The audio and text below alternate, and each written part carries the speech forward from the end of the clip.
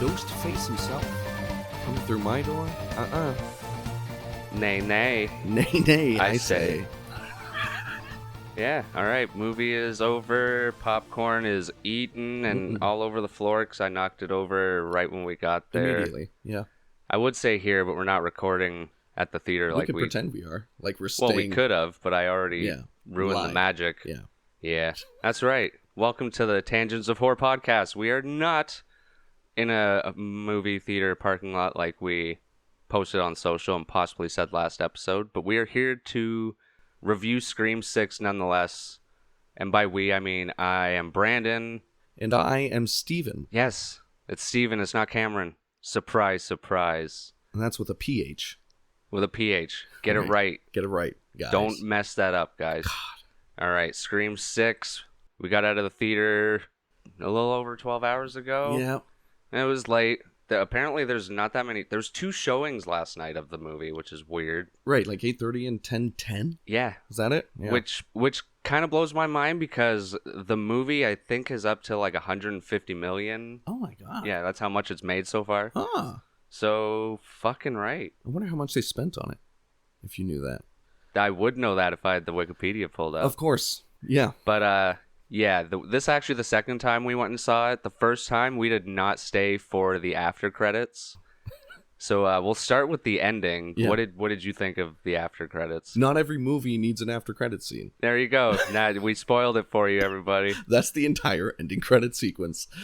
I was a little disappointed. Just a little. It made sense, but at the same time, I thought it was going to be a little more... Oh, no, and of course, and this is coming from when we didn't stay the first time for the ending sequence, and then we hear that there's an ending sequence. They're like, oh, it's not, We were told it was nothing special. Yeah, it's nothing for the But we plot. weren't told it was nothing. Yeah, just quite legitimately, I want to say a second to a half a second. Well, yeah, how much, yeah. Like, yeah. Oh, wow. God. And the credits were long, too. Because at first, they're showing pictures of everyone. It's one of those credits, and then it shows who plays the person. Yeah.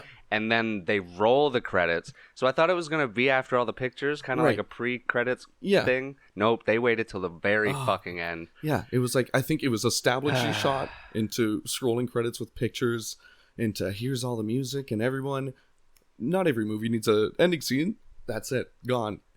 They probably thought of this so off the cuff. So it could have been like something they filmed and didn't even want to use it for their... I don't know. Honestly, no, that's what I thought initially. I thought, because this was the same... who's the character? That was Mindy. Mindy, when she was explaining the whole Scream franchise. And that was the same exact shot. So I feel like she was just like improving during that scene. And she said that. And they just used it as the ending credit. That would make sense. That's what I imagine. See, at least it connects it to... Because that would make sense. She's explaining the rules for the sequels to requels. Yeah. Which that scene was okay. But that's jumping ahead. Yeah. This is a Scream movie. It is. And although we started with the end credits, you should start with the opening because that's what Screams are known for. So I hear. So you hear. And you might be wondering, what does that mean?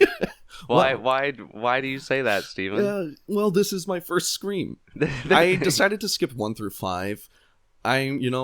Maybe it's a lucky number thing. 6 just seems right to come in on. 666.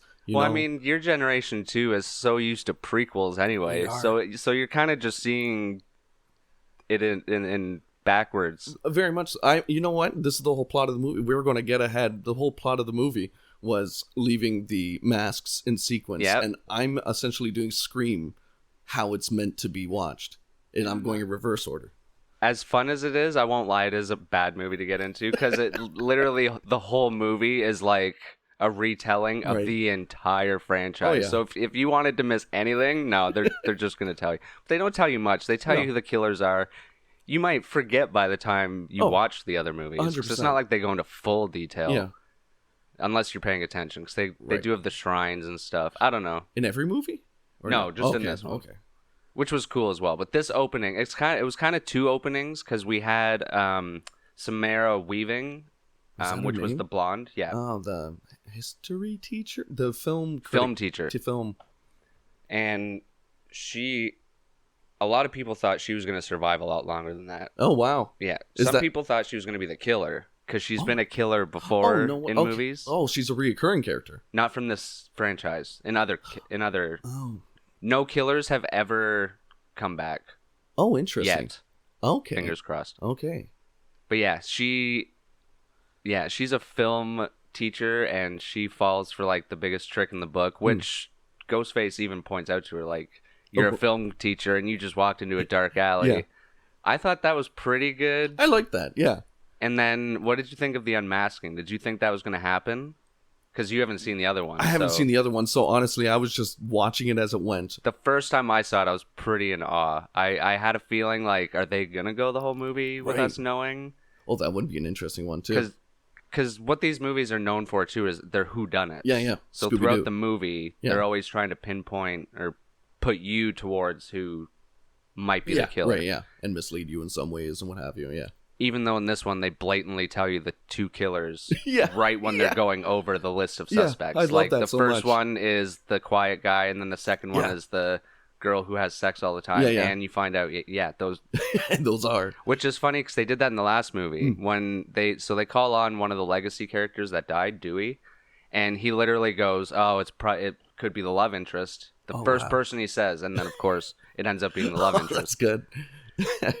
But yeah, so she dies, he unmasks himself, and then another intro occurs. Right. So in most of the movies, this is how the intro would go. The person would get home, usually, and the phone would ring, and then Ghostface would start having his ghost play with his victim. I like that. And then, so yeah, that was kind of the opening. So we had like an extended opening. Right, yeah. And the initial watch through, I actually didn't key into it that we were getting like an A plot and a B plot right off the bat with the intro. And that was cool. Yeah, that was And then really that neat. tied in with the main Ghostface was using those two Ghostface for their names and whatnot for the shrine and shit. What did you think about the body in the fridge? Oh, I didn't actually pay attention to practically how it looked. Yeah, or it looked pretty good. It honestly, yeah. It was bloody as shit. Yeah, nothing stuck out to me. It looked decently. I really enjoyed the hot cold game. Yeah. Oh, that was really good. Yeah. Yeah. Especially when he kind of has the realization that he's walking away from the fridge. Yeah. And also the guy that unmasks himself, did I write his name down? I don't think so, but it's actually the guy from the new Spider-Man movies. He plays Flash Thompson. The bully. Oh, no way. Yeah. Oh, okay. Yeah, I knew I recognized him when he took the mask off, but... So did you immediately... which new show did you say he's in? The new Spider-Man movies, New Spider-Man with movie. Tom Holland and shit. Okay, so did you immediately think this was a part of the MCU when you saw that? Okay. Well, it does take place in New York. Oh, no way. Okay, now we're on to something. It did. You didn't notice that when we were watching the movie? Oh, that's right. That's what they told us in the preview. It took place in New York. Yeah. It was actually filmed here in our great old Canada. In our French side of our country. Well, yeah, not where we are. Some things are filmed where we are, not this. No. This was filmed in Montreal. We're near Toronto. Where the boys filmed for a bit. Yep, they did. I think they still film in Toronto. Oh, no way. Yeah. Yeah. But yeah, they filmed right near our work. But that's neither here nor there. What was there? What my favorite part of the opening was when Ghostface said fuck the movies right before he killed the guy, because that just goes against everything. Who gives a fuck about movies? I think that's what he said. Yeah. Which is funny because we already had a one-liner when he killed his teacher. Yeah. When he now I see red. Now I see red. Which when he said it, even before he took the mask off, I was like, right, yeah, a little cheesy for a Ghostface. 100%. It's usually more badass, and then they up the ante with the who gives a fuck about the movie. Yeah. It was so good. Honestly, and that's the perfect setup to that line, is because all of the more than casual moviegoers will go, oh, that was a bit cheesy, and then Ghostface goes right up to you, who gives a fuck about movies? It was really to that watcher. And to me, too, that's kind of the first clue to who the killer could be. Right, yeah. Because that just shows you the motive. That takes out basically anyone in the movie who likes movies. Right. Which is basically just Mindy now. Yeah. Usually they bring in a couple people who... Well... Oh, no, that's not true, because Kirby was a movie freak, which they did try to play off as Herbie and the Killer. But yeah. I didn't believe that. Once they started leaning into it too much, then I was kind of like, I see what they're doing. They'd already set up the fact that the other people were killers. I knew Evan was a killer almost right from the beginning. Yeah. It was too fucking obvious. That's 100% what the Scream franchise would probably do. Yeah, there was just something about him. He wasn't there when they were attacked, and even they get mad at him. But he was like, "Oh yeah, I was with a bunch of people." You can even ask them, and they never. They never ask. They never look in his backpack. Oh no way! He carries a backpack through the whole fucking movie, and not once do they look in the backpack. And, well, it's an invasion of privacy. No. That's personal space. No. If you're suspecting everyone in your group to be a killer, you'd think you'd be checking each other, like on a regular basis. Yeah. Because, well, he was one of the new people, and like we said, Quinn, which was the roommate who was very sexually active, and I guess that took some of the sight off of her, and then of course she dies, so that takes all of the sight off of her. Which, when you think about it, she is the only one you don't actually see get killed. You see Ghostface over there, but I don't think you see much. And then you just hear it, yeah. Then a body comes out. What were your thoughts? I know this is skipping ahead, but what were your thoughts on the reason for her body being taken away? Her father came in and switched the body. Honestly, I still can't wrap my head around it. Because I was really, the second time around, I was really paying attention to that sequence and being like, okay, let's see how this is plausible. Because obviously the Ghostface is Evan. Yeah, so he has to be. So the dad could get there later. Yeah. And he's not, that's the scene where they're like, where were you? They're in the apartment, so. But yeah, he says he got there, switched the body, but then he mentions a synthetic. So was it a synthetic body or... And then he's like, anyone will believe a grieving father. It was like, were you grieving to, like, the autopsy guy? Yeah. All the cops that were there? Anyone that touches the body? They're like, here's my daughter. And it's just this synthetic doll that you dressed up to look like your daughter. What is this? It's not Stranger Things where it takes place, like, in the early 80s where you might get away with that. And even in that show, it's a government... like agency taking care of it. It's not just some random cop that transferred to the NYPD with a new name. Like he transferred and then but changed his name. Do cops not do like background checks or? That's a whole other conversation. A lot of people are saying that. Exactly. So I'm starting to think because at first one person that was missing from this movie was Neve Campbell. I don't know. Well.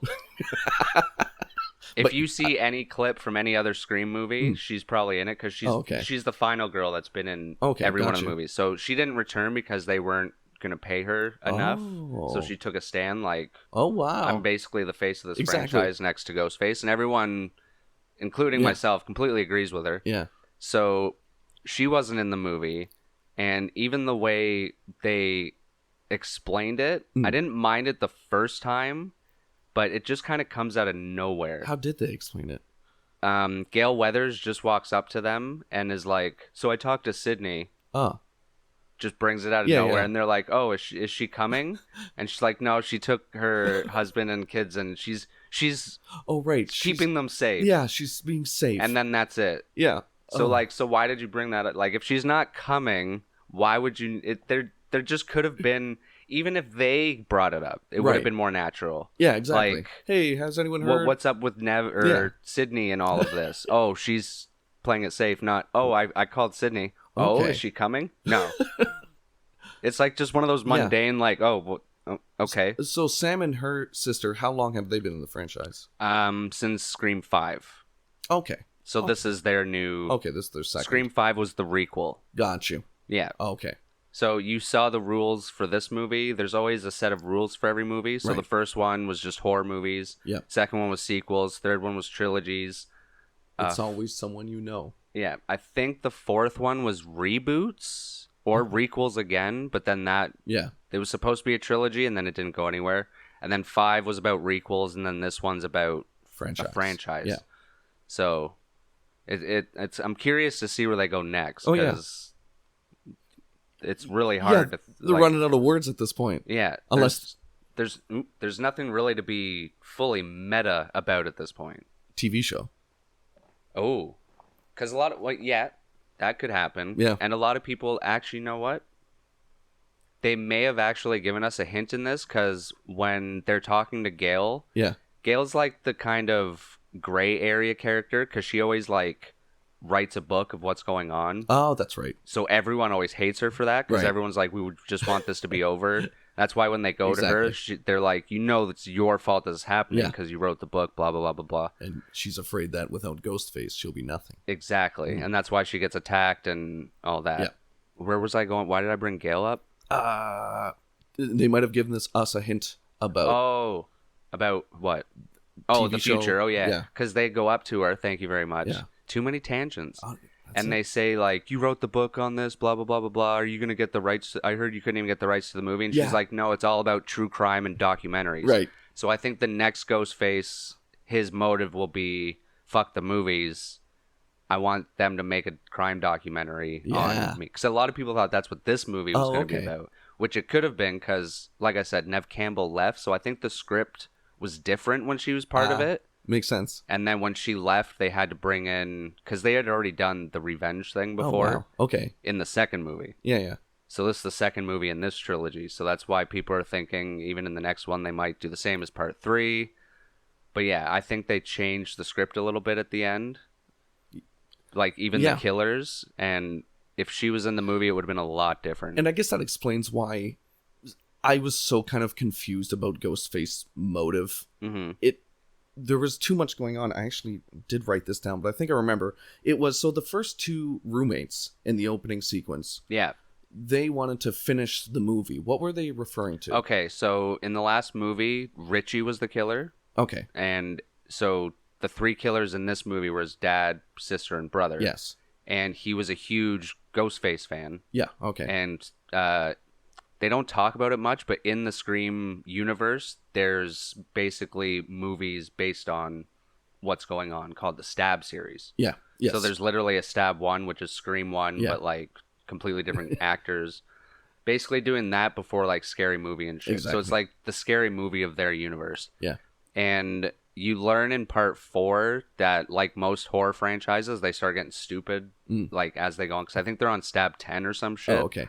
And you hear, like, they went in space, they went back in time. So, like, the real fans are pissed off. Yeah. He was a real fan. So he wanted to put the movies back on track. Okay. So that's what they wanted to finish his reboot of the franchise. Which is his real life killings?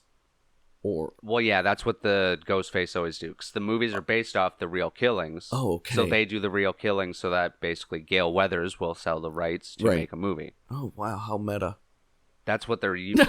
Scream is the first franchise to do the meta thing. Okay. Yeah. Well, they do it well. Yeah. They do it well. Multi-layered. It's not as paper thin. Oh, yeah. That's good. That's why I love this franchise. It's not just stabby. Yeah, look how scary. There is a lot of that, but there's still like there's a good dramatic story in the background, and then the whole rules thing, and also and now meta bloodiness, and not taken away from the. Speaking of bloodiness, did you think there was too many face stabbings in this movie? A lot more than I would think there would be. There was like 4. Ooh. There was one in the nose, one in the eye, one in the mouth. Yep. And I think was there one in someone's head? Why do I feel like there was? I think there might have been. Why do I forget Sam's sister's name? Tara. Tara killed with the mouth. When she dropped down. Yeah. That was a mouth kill. I know that one was gross. Yeah. Because it held on like... It really did. And then she like twisted it at the last second. She twisted it and you hear that just... Oh. Ooh. That was might have been the best kill. Oh, yeah. Yeah, I'd say so. Other than the ladder kill. Really? Yeah. That's all right. I love the ladder kill. That was actually on my top 10 kills of all time. No way. Oh, yeah. I don't like heights. Okay. And just the way it builds up, too, because... Pardon me. This is right after Quinn gets killed. Yeah. So you're kind of seeing it from outside of a window. And when she's coming across the ladder and you just see Ghostface finally get into the room. Right. And just slowly like... Yeah. Well, I got time. Just nonchalantly. Put my knife down. Just kind of boop. Shaky. Yeah. Shaky. Like it's like 2 minutes of him shaking the ladder. And then I told this to Cameron when we were talking about the kill. Usually when someone falls and then hits the ground, although you might not be used to this because you're used to like Midsommar where someone jumps off a cliff and you literally just see him go. Exactly, yeah.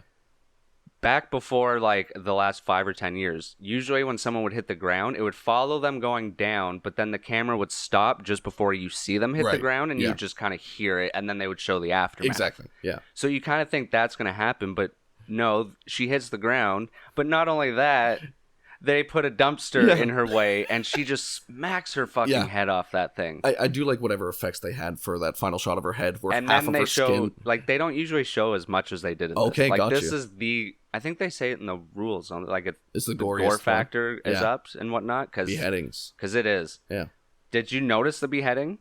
I didn't see it the first time we watched it. Yeah, the second time I heard you chuckle. The first time I noticed it. The mannequin. Yeah. I wanted to say mandolin. I'm like, no, mandolin. Mandalorian? No, mannequin. Yeah. He's not a creature from Star Wars. All right, I'm going to actually look at my notes so we don't miss anything. Yeah, so it was Annika that fell off the ladder. The love interest? Yeah, the love interest of Mindy. And then Ethan, he was the killer. Quinn was the killer. What did you think of the cop? Were you suspicious of him at all when he was first introduced? No. Because they do lay it on pretty hard. They do. But at the same time, the sisters kind of ask what you're thinking. Like, why were you put on the case? So they kind of fill in the blanks. Right, exactly, yeah. Yeah, the first time around, I think I was too distracted by, actually, they probably did it well, where it was obvious enough for your second watch through, but not obvious enough for your first, where you're just like, okay, I don't know how many Ghostface there are going to be in the first place, so if I already suspect someone that's close to them, I'm not even thinking about old Papa Kappa. Right? Did you think it was one of the people, well, who did you think in the group it was? Because we also had, I didn't write them down, actually, we had, was his name Danny, the hot guy from across the hall that I can't confirm, but yeah. Her hidden boyfriend? Yeah. I thought it was him at first until he saw the ghost face, so they kind of took him out of the picture pretty quick. Exactly, yeah. But that could be a false, like... Yeah, false flag. But the way he looked at the ghost face, like Ghostface, that scene was great too. Yeah. Because Ghostface also knew he had time. Exactly. So he just kind of like tilts his head like, I'm just going to go hide in the bathroom, which you find out she was with a guy. Yeah. And he's like in the bathtub. I don't think I noticed that the first time. Okay, so that's who that was in the bathtub. Yeah, because they run in the bath. Because at one point when Ghostface is killing her, they're like, "Oh, yeah, she's getting it on." And I'm like, "But she wasn't lying with anyone. Exactly. Did you see someone come in?" There was no scene but about... then when they run in the bathroom, Jenna Ortega goes, "Oh, he's dead," and then runs back. Oh no, it was Mindy when she's like, "Close the bathroom door." Yeah. And she runs in. She's like, "Oh, he's dead," and then they lock Ghostface out of the room. So do you want to... Here's a possible saving grace by using that dead body. That's the body that gets swapped out with her. Oh, yeah, but still, it's a dude. I know, right? If she didn't say he, it would have worked out so well. And we know that Quinn, she didn't say anything about being bisexual, and we only see her with dudes. Exactly, yeah. That makes sense, but at the same time, yeah. That's the only thing I could think of. Close. That would have made sense. Yeah. That they had a saving grace there that they could have used. Damn. And I love that scene too, because just the fact that someone's attacking you in an apartment really makes you think that you really don't have anywhere to go. Yeah. Like, room. Unless you can get to the front door, like, you're fucked. Yeah. And if someone's already in your room, you're done for. Luckily, your neighbor had a ladder. Yeah. And you knew them. Did you notice, actually, in the scene where we first meet the roommate, and they see cute guy from across the hall? Yeah. And then she goes, "Oh, do you like cute guy from across the hall?" No. Why don't you ask him out? No, this is all I'm comfortable with. Sam walks away, and then we have a shot of the roommate looking out by herself in the room going, "Damn." Maybe? Yeah. On the second watch through. I may have missed it. Yeah, it was a fun little kind of very slight I remember them foreshadowing. looking at each other. Yeah, the roommate was just looking across, just going, and then she goes, "Damn." Oh. And it's interesting because I guess she's not involved in the killing. No, of Quinn herself. Is. Oh, of herself. Yeah. Well, she's not, yeah. And yeah, that kind of, it was kind of cool because that kind of gave her the chance to not hide herself as Ghostface anymore. But like, I don't know. The third act kind of like falls apart for me because even the subway scene, it must be very hard for her to catch the exact train that Mindy got on because that's Quinn. Right. Ethan is still just standing there and because he sees her. And actually, I think Quinn actually admits to it at the end that it was her that did Mindy and one other person that I can't remember. Well, I guess she could just be because she probably has communication with the police captain, right? So they know their every move. That's true. It's hard to separate them. That was just a nice coincidence. That's true. But she could be waiting in the full Scream outfit. Yes, because it's Halloween for 5 days in this movie. What did you think of that on the subway scene? Oh, the subway scene was wonderful. I wish they utilized it a bit more. Yeah, because it was the same thing. It was like someone in a ghost face mask. And then is he looking at me? I'm scared of him. I'm going to move. A guy in a ghost face mask. He's walking towards me. It wasn't him. It was kind of the same, but it was. I guess it made it suspenseful. Yeah, but I could see what you mean by trying to use more with the environment. Well, that and the fact that it was Halloween too. Right. Yeah. Like the only real Halloween parts we got were in the intro when they were walking around. They go to the Halloween party. Yeah. And there were no Ghostface there. But then, and on the train, I was hoping like maybe we could see Ghostface disappear into a crowd, or I don't know. There's just so much to utilize there. Yeah, with that was kind of missed. Setting that you've made, and in New York, quote unquote. It could have definitely like drew this parallel to like her PTSD from going through all these Scream killings too, where she gets like flashbacks and stuff. Nothing, or even Ghostface chasing them through a crowd, because that happening on Halloween. Oh yeah, I mean it happens. In the intro, when Samara Weaving gets killed, they're not far from the street, and she screams. Yeah. And nobody fucking... She screamed loud. And even that was pretty... Like, a lot of the stuff in this movie is very lucky. Right. Like, when he's just like, oh, there's an alley nearby. Do you see it? There's probably a couple. Yeah. So the fact that she picked the one that he was waiting down, it's just... A lot of it was very circumstantial, where in a lot of the other movies, it seemed more played out. Absolutely. And she kind of reacted... not like a normal person react in that situation. You're on a phone with a guy looking down an alley and he goes, "Can you see me? I'm waving my hand." There's obviously no one across the street, but she goes, "Hello." She's waving. She must be really horny. Yeah, or blind. Because she's waiting for a blind date. So maybe she's literally blind at this point because she cannot see. But yeah, because she's on the phone, so I don't know. No, it's and then it's funny. Someone's chasing me. Let me run into this alleyway. What are you going to save him? What's going on? Yeah, what's your plan? Because he even says he has a knife. Yeah. Oh my god! Starts running. Oh my god! Someone call the police. I can't believe you fell for that. Sorry, go ahead. And then she goes, "Oh, it's not funny," as she's still walking between the alleyway. Yeah, that's a classic moment of. Get the fuck out of there. Yeah. Stop walking into the house. Yeah. Don't go up the stairs. Go out the front door. She knows the rules. Oh, no, it's locked somehow. And then, of course, the second reasoning is always... Apparently, lock chains are really hard to do when someone's chasing you, even though it's up and pull. Very easily. Or even over and pull. That one, you don't even have to pull. You just kind of latch it over and it falls out. Right. It's muscle memory at this point. One other thing that people were a little iffy on was... it's actually one of my favorite scenes of the movie, the convenience store scene. Yeah. Or what they call the bodega scene. Yeah. Is that what they call convenience stores in New York? Or like in the States? I believe so. I don't know if it has something to do with what they sell there specifically. Well, it looked like a convenience store. If it's like a convenience store that sells fresh food. Oh, something maybe. Like that, I think. Because the first time I noticed it in a movie that takes place in New York was also, again, Spider-Man... whatever the first one was called, Home Sweet Home or whatever it was. I seriously can't remember. What? No Way Home? No, that was like the third one. Why do they have so many Homecoming? Homecoming, yes. Anyway, one of the scenes when he goes to the store, they call it a bodega. But it had like like over the counter food. Yeah. Okay. I think that's what it is. I've just never heard anyone say call them that here in my life. Exactly. It's always just the convenience store, the corner store. Right. Yeah. Because a lot of convenience stores back in the day were just on the corner of like random streets that could be someone's house. That could be our innate Canadianisms. It could be. That's why I'm curious. If anyone knows, let us know in the comments. Is that just what convenience stores are called, or is there a difference between bodegas and like a convenience store? Anyway, a lot of people before the movie came out were mad because of the shotgun. They were afraid that he was going to use it more throughout the movie. Yeah. Which personally I wouldn't have cared unless it was like the whole movie. But in my mind, it made me think that it would have been badass if he was getting different weapons from wherever he was. Oh, yeah.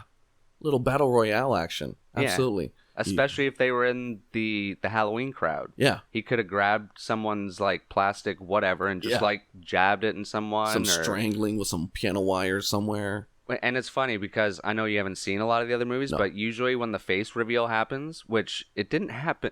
No, there's 1 or 2 guns in this one, but usually when the face reveal happens, Ghostface has a gun. Oh, I guess. And pretty sure every movie. Yeah. From what I can remember. Interesting. Always has a gun when the face is right. revealed.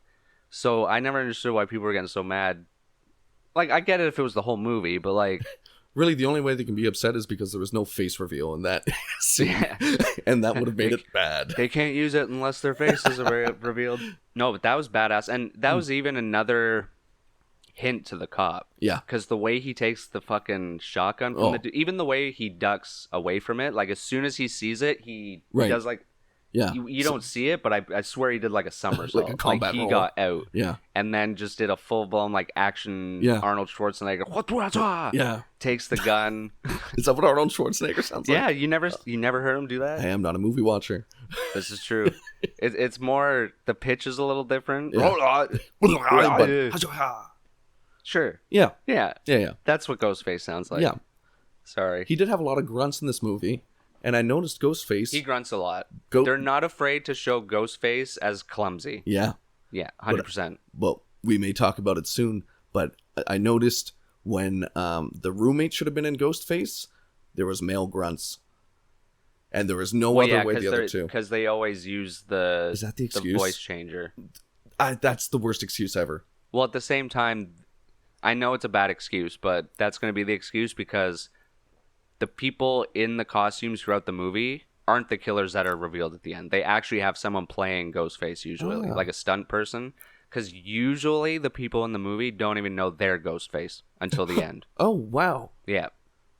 Oh, God. Oh, yeah. Scream scripts were Marvel scripts before Marvel was doing the whole, like, hidden scripts and shit. Because as soon as Scream 2 came out, because it's a whodunit, right? Yeah. You don't want to know who the killer is. Right. As soon as Scream 2 went in production, the script leaked online. Interesting. And they had to, like, rewrite it a little bit. Okay. Yeah.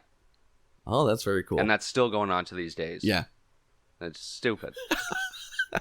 And it's not like we needed to know. It wasn't too... I pretty much had it, other than the roommate, because you thought she was dead. Yeah. By the end, I knew it was the cop, and I knew it was Ethan or Evan or whatever the fucking emo kid's name was. And since the beginning. As soon as they introduced him, I was like, that dude's the killer. Did you think about the relationship between everyone, though? Were you kind of bummed that, oh, this is my son, and this is my daughter, and you killed the other son? I didn't like that the first time we watched it. Yeah. But I liked it afterwards. Because in Scream 2, it's the mom of the first killer from the first movie. Okay. And her excuse is... it's just plain old-fashioned revenge. Yeah. So I like how they turned that and how he feels guilty for putting his son, like, pushing this hobby onto him. So he basically created a killer. Right. But when it comes down to it, it is good old-fashioned revenge. Yeah, because why are you killing someone because they killed the monster you created? Exactly. Yeah. Like, it's pretty like there's quite a few layers there. Yeah, and then... Sorry, go ahead. A lot of familial ties sort of thing. A lot of those parallels, too. And I thought something was going to happen when he said, you have a connection to your first son, and it looked at Ethan, and he's like... yeah. Like, I thought that was going to come up me too. Somewhere. He was just getting emotional. Maybe he would kill his dad or something. That would have been cool. Nice. Great. You always loved him more than me. Jealous. Now I'm the ghost face or something. Yeah. All right, but what... any other kills? Oh, the Gale scene in her apartment. Yeah. That's probably one of the most badass scenes in the movie. Absolutely. Especially when she's like, oh, sorry, can you hold on a second? Huh? Yeah. And she hangs up in Star 69. So good. So good. So good. And that was really well paced out, too. It was so quick. Hold on a second. Huh? Boom, well, I find it funny, too, because the whole time he's like, yeah, we've never talked. You're not cool. Right. You could have been a ghost face, but blah, blah, blah, blah, blah. And then she outsmarts him just by hanging up and calling him back. So good. And I didn't... I noticed it was a huh the first time, but in my mind afterwards, I was like, it couldn't have been that funny. It was probably like a what? But no, he actually is like a huh? It's a whole goofy. Like, oh, it's so good. The only thing I hated about that scene, and this is going to be a whole other section, this was the first character that you thought was dead. Yeah. And it kind of disappointed me in a way that they didn't die, only because of the way they did it. And I'm thinking this part was written before they rewrote the script without Nev. I think I agree.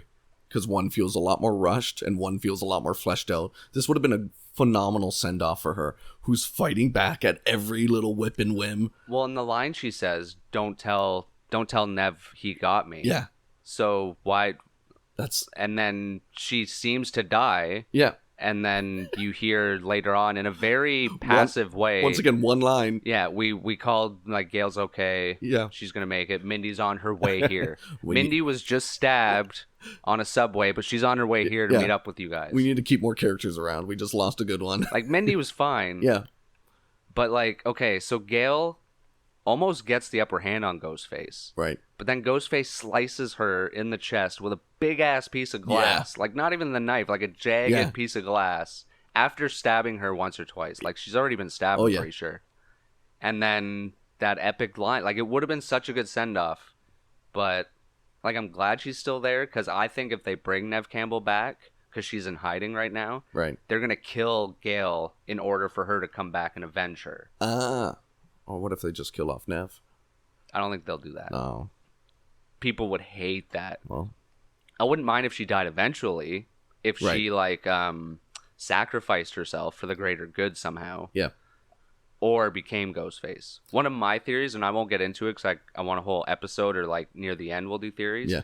But you know how she said Nev's away with her husband and kids? Right. Her husband is in the third Scream movie, and he's a cop. But he's also a movie fan. Oh, okay, cool. Because he's a cop in Hollywood. Oh. So I think it would be cool if he became Ghostface in order to stop all of the Ghostfaces. Kind of like a leave my fucking wife alone. Right. I'm sick of hearing about this, so I'm just going to take matters in my own hands and just... Which also keeps the familial ties motif and just turns it on its head where where Ghostface is now killing for good. Or in a way. But in a... it's like the gray area. Yeah. That'd be a good twist. That'd be pretty cool. Because a lot of people are always like, oh, it'd be so cool if the main character became the killer. But whenever they kind of press into that, they're like, no, we wouldn't. Or whenever they put, like, in Friday the 13th 5, you find out it's not Jason, it's someone else. Oh, okay. Everyone was like, oh, that's stupid, blah, blah, blah, blah, blah. It's like, well, if you don't like that, why would you really like if the main killer became the bad guy? And I don't know. Yeah, someone you already thought for the first 5 movies. But if it's her husband, at least he still had, like...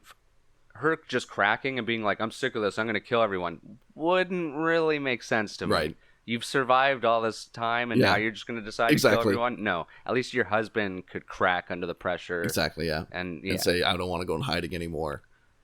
But this kill is also the first kill that isn't a kill. Yeah. So we mentioned Mindy, because she was on the subway. Gail. Yep. And the one that pissed me off the most, because this is when we find out... No, we just find out there's 2 Ghostface, which was kind of obvious. But Chad. Yeah. Part of the Core 4. Core 4. High five, guys. High five. High five. High five, Core 4.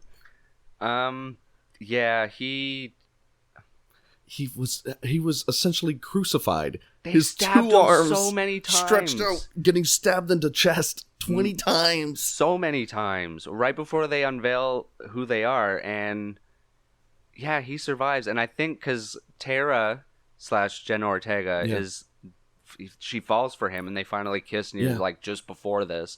So I think it would have been great for her character. Absolutely, it finally gives her what her sister had, was this big trauma, and now she gets to grow from this trauma. Nope, just kidding. You're fine. That's what I mean. Like up until the 3rd act, it's almost like they were like, we have to save all this until Neve comes back or something. Exactly. It's like, no, you have to kill someone. Yeah. Especially since part of the rules, you literally said anyone can die, including core Sam characters. And Tara. Yeah.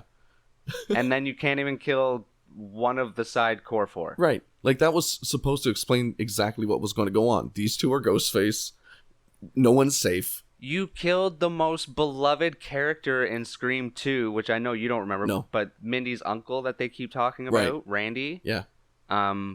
He was killed in Scream 2. Oh, okay. So one of them should have mirrored that and died in the part 2 of this trilogy. Exactly. Yeah. That made me mad. Oh. Can you tell? I don't think... No, I can't tell. Okay. You always kind of sound like this. Angry at the world. I am a grumpy old man. Yeah. I didn't want to say it. What did you think of the shrine? We didn't get too into detail about that. Well, this is my first Scream movie, so I sort of got it. I wasn't like as blown away, I'm sure, as people who have watched all the Screams up to this point. You probably got confused about some stuff, like just a random Letterman jacket and a TV and... The TV. I assume Kirby's stabbing was involved with the TV? Or no? No. Okay, so she did use the TV at the end. Yes, that did kind of mirror one of... Although... Oh. Okay, because remember at one point when they're looking at the TV... Yeah. And they say something about Stu being dead, and Mindy says, if you believe that... Right. That's because when Scream 3 came out, one of the killers from the first one was supposed to come back as a cult leader. Okay. But then Columbine happened, so they couldn't do the whole, like, kids killing kids thing. Right. He died with the TV being pushed on his head. But one of the rules of the Scream franchise that has kind of accidentally been made, I guess, is usually every killer is shot in the head. Okay. And he wasn't shot in the head. He was crushed, but he wasn't shot. On-screen crush? Yeah, you see the TV fall on his head. Okay, yeah. But a lot of people are saying, like, well, his parents were really rich. They could have, like, paid off the cops. He could be in a coma this whole time. He was supposed to come back. That's a big thing. So I'm wondering if because she crushed Ethan with a TV, maybe he could come back in a future movie. Interesting. Ooh, I like that idea. And then the whole daddy issue thing could be a thing. Exactly. He's still up for taking over. Because how his dad was like, oh, my other son was special. And maybe this is him. I'll show you. This is going to be my legacy. Oh. Because my brother failed at this. And my father believes my brother. He might come back in the future. I'm calling it. I'll be the first of my heritage to succeed. Yeah. Yeah. You want to know something cool about the ending that I learned? What? So what's missing from that family unit? Dad. Mother. Yeah. So apparently, at first there was going to be a small subplot where they brought up the mom. Okay. And how they killed her because she wasn't like part of the cause. Oh, wow. Oh my God. That would have been pretty dark. That's kind of dark. I like that a lot. It would have been a little too much, but yeah. And I almost wish that the movie they were showing in the background showed something like that. Oh my God, could you imagine? That would have been cool. Not saying anything about it, like snuff film. Well, yeah. Yeah. I think that would have been cool. Yeah. Yeah. And it really makes them just like monsters. Oh, yeah. Well, they were. Holy crap. Like, they killed the two guys at the beginning. Basically, well, it was kind of heroic because he's like, she's not a piece of meat. Like, that's what confuses you, too, because Ghostface is like, you see her as a piece of meat? Yeah. Like, what's wrong with you? So right away, you're like, okay, so he's not just murdering for the sake of murdering. Right. It has to have purpose. Yeah. And is that why he killed him, though? Well, that, and I think eventually they were going to get rid of him. But it made it seem like that's why. They were just pawns, and No, sorry. They killed him because they were planning on killing Sam and Tara.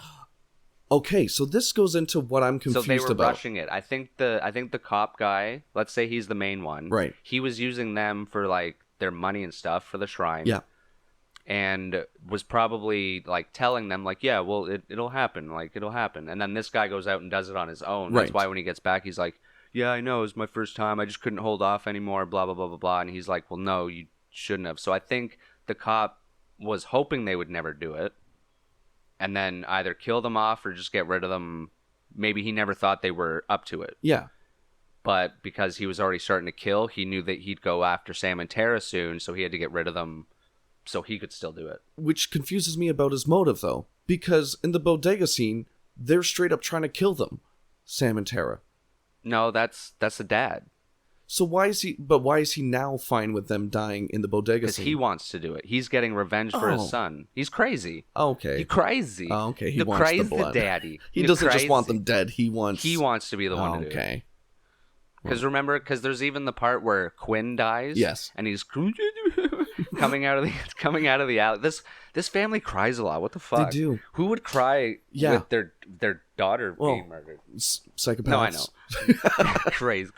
But you'd think psychopaths would kind of be muted. What was the point? Oh yeah, no. He comes out and he's like, whoever messes with they mess with my family, I'm gonna fucking kill them. Right. Like right there, it's He's crazy. Yes. Yeah. He's psycho. Yeah. He's putting on like crocodile tears. Yeah. That part. The second time I saw it, I was like, because he snapped out of it very quickly. Yeah, I'm like, he's not putting it on to. He's not a huge actor. Yeah. Like, the guy did good. Yes. But like the character was not good at crying. Maybe that was part of it. That's the meta sort of. Like I said, it really seemed to really push him. Yeah, absolutely. Towards kill it, because he was in the movie a lot more than he should have been. Yeah, for a cop detective to give you information. That's the one thing I hate about this franchise is they make you feel stupid. Right. Like once the reveal is there, and especially you watch it the second time, you're like, motherfucker. They've really lit it on thick. Especially during the rules when they're like, Quinn, it's probably you. You're pretty quiet. Or no, sorry, Ethan, you're pretty quiet. Quinn, roommate, well, probably you.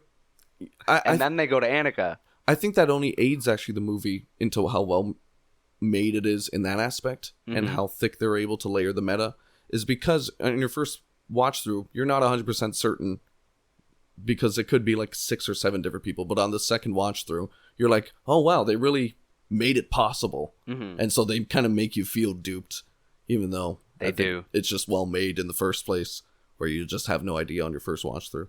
I really love that bodega scene. It's a great scene. It is. A lot of cool papers flying everywhere. I know I'm nitpicking way too much now, but over second viewing, it does piss me off that they're crawling around and not making any noise. Yeah. But there's broken glass everywhere. Well, there was... I think they kind of explained it, because as she threw the can... Yeah. Ghostface walked one way, and they're on the adjacent hallway. Yeah. And they're walking while he's walking, and then once she makes a bit of a noise, he stops, and they stop. They stop. Okay, okay. So I think they're just ninja. Kind of sinking sneaky, it. Sneaky ninja. Sneaky ninja girls. And I love when he finally looks at them, they just push the shelving over and shit. So good. Yeah. Ooh, but that's the first instance of the scene. What does he do? Does he walk in with a knife, Ghostface? At first, yeah, because the guy in line like, someone. What the hell? Yeah. Did you see the SFX, the effects on that? The VFX? He slices their neck, right? It is like just a full... I don't know if anyone is able to slow down that scene, but it is just a red block of blood spray. It's not textured at all. Oh, I gotta see that again. Twice. Probably. And the Gabe reporter, Gale. In the Gale kill, there's a very quick, 3 frames of just solid red. And they use that as a blood splatter.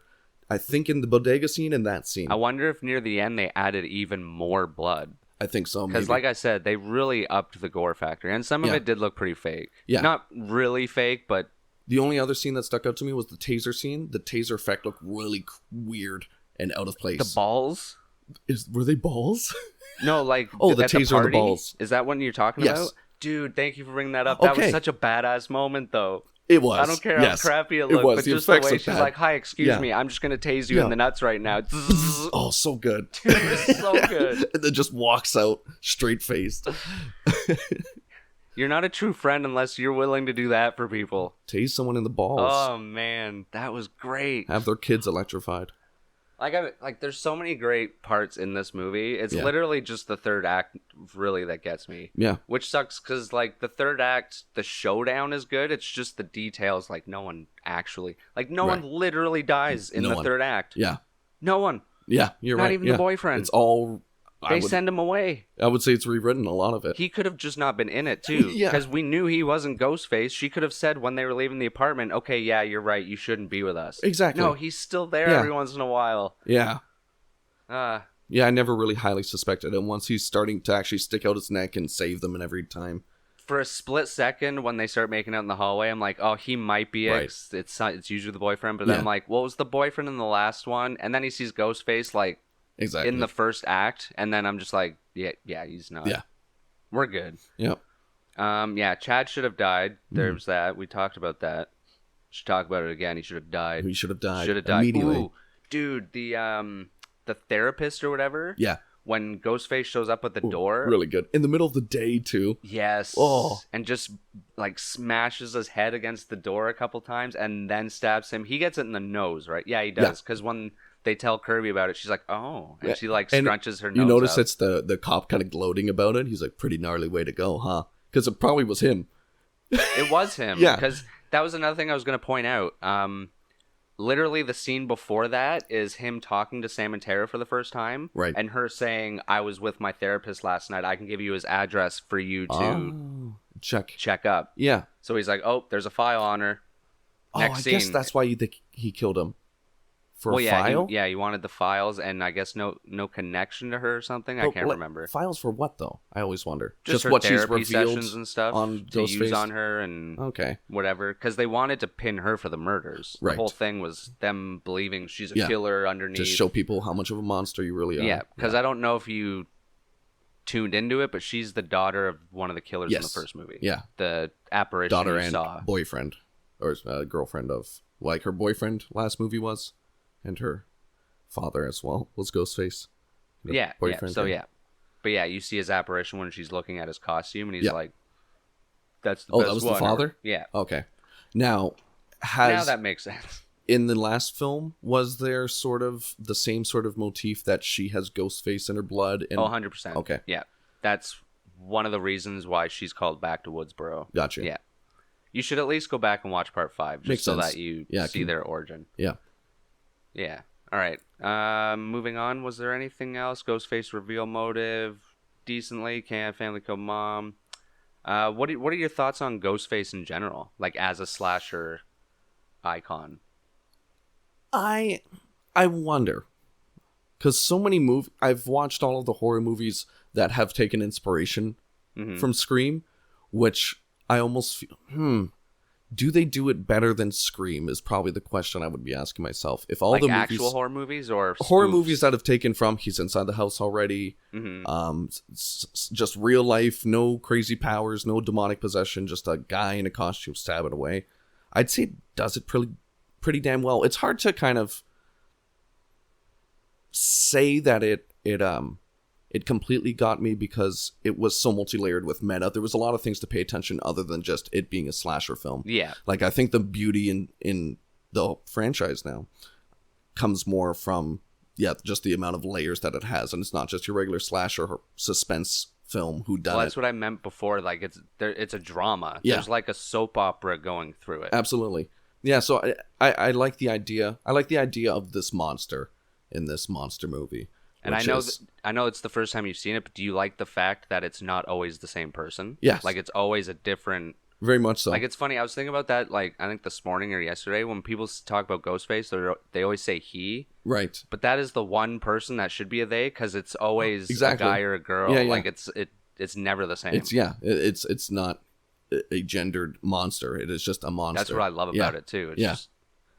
Yeah. Yeah, and it's an idea. Ghostface in the movie itself, in that universe, Ghostface is just an idea, an ideology. It is kind of like a cult that just... It really is. Lives without a leader. It's just a cult that starts, and then they get killed off so fast that the cult hasn't started. And then someone else starts, and then they get killed off. So they're just not very good. Kind of what Spiral did to the Jigsaw series, where they're like, anyone can be Jigsaw now. Yeah. But it works with Scream because it's just always been that way. Exactly. It's just always... It's just a permeating villain in this universe. And they kind of showcase that when he's kind of loopy and kind of clumsy, because he is just a normal person running around tripping on furniture and shit like that. Yeah, exactly. Even though he did a pretty good job when he was in Gail's apartment. Oh, yeah. And like his reveal when he steps in front of the glass that he broke was so good. Yep. That was the roommate, though. That whole sequence was the roommate, Quinn. Even though, so there's a rumor that one of the kills in the last movie when Dewey gets killed is that it was Stu. Because people still think Stu is behind this all of this. And because one, Dewey's a legacy character that Stu would know. Yep. And because the killer in that movie is like smaller than me, but when you see that scene, Ghostface is like towering over Dewey. Wow. So people think that it was Stu coming in to take care of the legacy character, and then eventually he's going to say, I was orchestrating the last 4 movies or something. Yeah.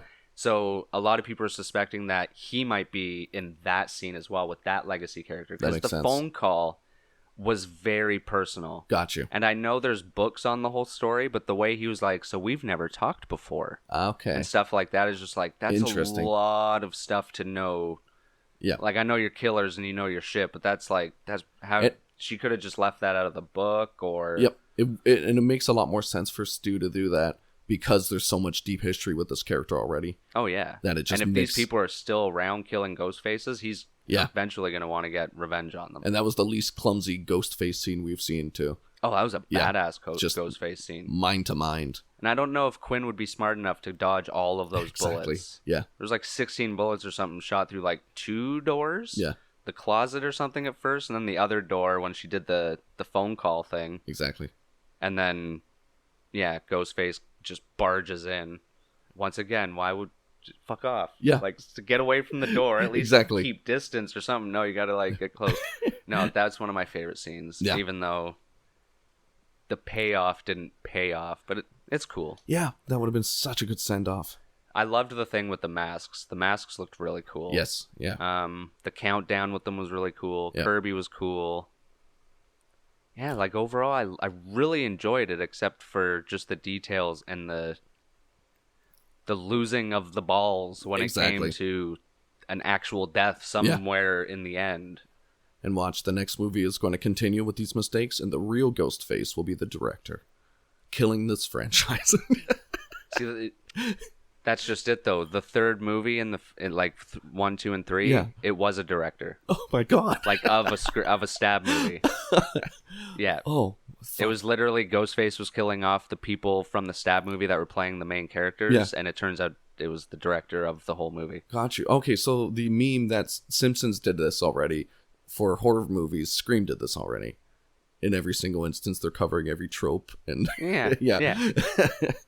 But okay, I think that's about it though that we've talked about. Characters, after credits, we started with that. I can't believe we stayed that long for that still. Oh my god. It was great, but I don't know. Bit of a slap. Did you like the whodunit aspect of it? I think I asked you that. That was Can't go wrong. I love Scooby-Doo. Right? It's very Scooby-Doo. It's Scooby-Doo, it's Scream. The third one, if you like that aspect a lot, that one is very Scooby-Doo. It's so Hollywood. Like, that is the one that is mainly, like, close to the Scary Movie franchise. Because it was rewritten to be not... Is it people's least favorite? A lot of people... yeah. Yours? One of the least. Recently, it's one of my least favorites. Okay. Oh, interesting. It's changed. Yeah, because, like, watching them all the way through, it's kind of like... Part 1 has a feel to it, Part 2 has a feel, and then Part 3 is, like, cartoonish. Yeah. And when it was just those three, it was kind of all right. Okay. But then when it's like you're reminded of how the other two were... Yeah. And then it keeps getting darker and gorier. It's like, man, that one really sticks out as just being too bubblegummy. Gotcha. I still love it, but... Now, if you were to compare Scream 3 and the Scooby-Doo live-action movie, which would you rate better?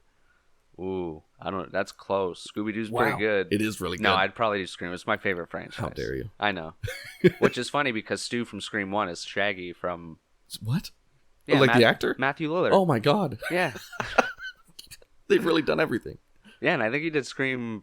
Yeah, he definitely did Scream first, because it was 96. Okay. So... Well, shit. I don't think that was the reason why they hired him. No, come on. Oh, you've already been in a Scooby-Doo franchise. You want to be in another one? You want to be in the Scooby-Doo franchise? We made Scooby-Doo. Before. Fuck. I'm surprised Scooby-Doo didn't make a cameo in Part 3. Honestly, it would have been great. Is he owned by WB? Because I think it was a lot of WB. Like, Jay and Silent Bob made a cameo. Like, that's how Hollywood it was. Okay. What would you rate it out of 5? 5 stars. Let's see an example of 5 out of 5. Well, the first 2 Scream movies. Wow, really? They're that good? Oh. Out of 5, for what it's supposed to be, which isn't just a slasher, which isn't just a meta scary movie adjacent type of movie. For what it's supposed to be, I think it... Yeah, I'm keep knocking it back for the third act. 3.8? 3/8? 3.8? 3.8? Well, that's a good score. Yeah. I'm bouncing between 3 and 4. Yeah, well, there we are. Yeah. Like, I'm gonna go 4. Yeah, we're not far off. Because it'll probably grow on me. Exactly. And I'm assuming that once the next movie comes out and all the people that survived are there, I guess I'll probably be happy to see them. Exactly. Except for Chad. Yeah, should have died. Should have died. Just to give her more of a darker story. Yeah, more fleshed out. Because right now, she's got nothing. Maybe it'll... Other than these things that have been happening because of her sister, she's not really connected to it other than being her half-sister. They're not even full sisters. They're half-sisters. Oh, shit. Yeah, she's not related to the killer. Oh, okay. She has a different dad. Okay, so maybe it'll lean more into like her getting more freedom by her own. Like she was kind of. He better be the opening kill. Chad should be the opening kill of Scream 7. That would be the worst. Because they saved him just to be killed. Hell yeah. That's kind of hilarious. That's kind of hilarious, and I like that. Dark. And it's like a year later. And remember, part of the rules for this one, I know we keep seeming like we're gonna wrap it up, but we haven't even been going that long. The rule was, and they like fully like shove it in your face, anyone can go, especially the legacy characters. Absolutely. I don't know if they said especially, but they're like, Sam and Tara, that's you. Yeah. And so fucking take him away. Yeah. Especially since they got that close bond. But since they didn't pay off that, maybe they'll pay it off right in the opening scene. That would be a slap to the face, but it'd be a very funny one, I think. If you're a Chad fan. Yeah. He's a decent character. Like, don't get me wrong, he's a good character, but he's not. Yeah, he's pretty paper thin. The only thing he really is her boyfriend, really, at this love point. interest. And before that, he was just kind of like the strong guy of the group, and like Mindy to me has more purpose there. Right, exactly. I don't know. Because she's more brains of the operation, she makes strategy. He's just dumb strong guy. He's just like, me protect, and here I am, I kiss you too. Don't get me wrong, he's cool. I love the Fun beginning energy. when he like saves her and stuff before the nut takes. Yeah. But I don't know. I wouldn't. Out of all the people to go, he seems like you have the least holding it back to kill him off. And they tell you this is going to happen. They even pay off the decapitation. Yeah, it might have been a mannequin, but they still paid it off. Yeah, and he was there to do it. Maybe that's why they're holding on to him. I'm really hoping that is, because there's so many drippings of things that could come. Right. Yeah. And there usually isn't that many that you can pick out this quick after just 2 watches. Like, Absolutely. Usually they're like a lot of the Scream movies, like the second one when it's the mom of the killer, you don't really think there was nothing in the first movie to like say that she would have come back. All you know is that she left her son, and dad. She abandoned them. How does there's other than that? That's all you knew. You didn't know she was crazy. Maybe if they said, "Oh, she was sent to a mental asylum or something," there's no connection. This one, there's just so many things that could easily go into the next movie with Ethan, Chad, Gail not dying. They're really leaving the sort of court open for any opportunity they want to take. And even this, when Kirby was asking them about their mom, and Sam was like, well, she doesn't talk to me anymore since I told Tara that my dad's a killer. Right. And Tara doesn't talk to her because she doesn't talk to me. Yeah. So that leaves that open. Absolutely. Like, she can either be kidnapped by the killers and held for hostage to get them to go back to Woodsboro, which is the main town that this all started in. But, that's what I mean. There's just so many. Why'd they bring Stu up?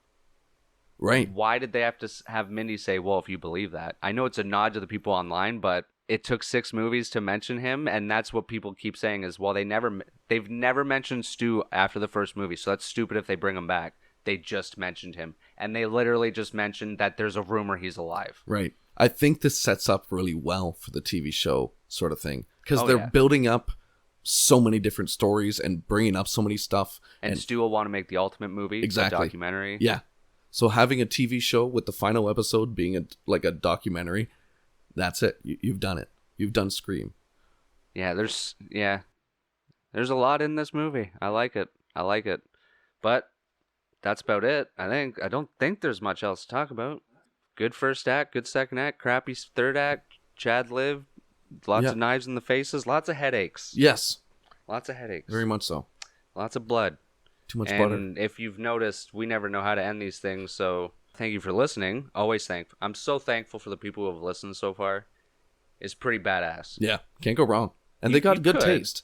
I guess. They've got really good taste. I wouldn't listen personally. Okay. There's much better out there. Well, you've got shit taste. Okay. That's maybe the only way to kind of reconcile that. Yeah. Touche. But if you want to get in on the fun, we want to hear what you thought about the movie, so follow us on Twitter. We're on Instagram. I don't know if you can leave comments on Spotify and shit, but if you can, just follow us. Yeah, and don't call us like Ghostface. No, don't. We'll get scared. I don't want to be scared. And I don't want to be scared. I'm not being scared. It's crazy. But you've listened crazy daddy for so long in these tangents crazy daddy of horror. Crazy. You say crazy daddy? What the fuck? I'm referencing when I called the cop crazy daddy earlier. You did call the cop a crazy daddy earlier. I did, because he's crazy. Crazy Papa Daddy, Papa.